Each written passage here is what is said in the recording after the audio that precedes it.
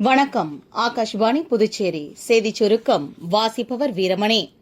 நிலவிலிருந்து பூமிக்கு மண் எடுத்து வருவதற்கான சந்திராயன் 4 திட்டம் 2028ஆம் ஆண்டு செயல்படுத்தப்படும் என்று இஸ்ரோ தலைவர் திரு நாராயணன் தெரிவித்துள்ளார். கன்னியாகுமரி மாவட்டம் 5 கிராமம் அருகே தனியார் கல்லூரி பட்டமளிப்பு விழாவில் பேசிய அவர், குலசேகரப்பட்டினத்தில் புதிதாக அமைக்கப்படும் ராக்கெட் ஏவுதளத்திலிருந்து இன்னும் 2 ஆண்டுகளில் ராக்கெட் ஏவப்படும் என்று தெரிவித்தார்.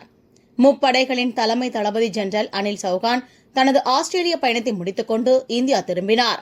பயணத்தின்போது ராணுவ ஒத்துழைப்பை வலுப்படுத்துவது குறித்த ஆலோசனைகள் மேற்கொள்ளப்பட்டன.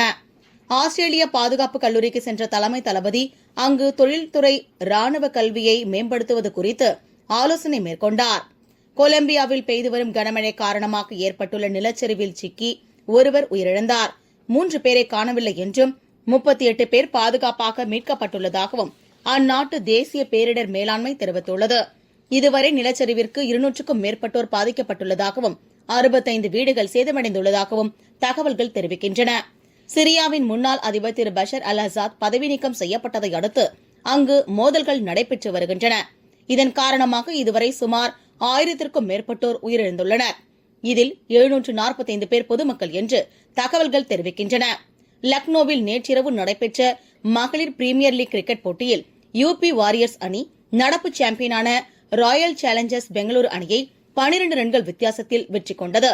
மேலும் குஜராத் ஜெயின்ஸ் மற்றும் மும்பை இந்தியன்ஸ் அணி பிளே ஆஃப் சுற்றுக்கு தகுதி பெற்றுள்ளன. இத்துடன் இந்த செய்திச் சுருக்கம் நிறைவு பெறுகிறது.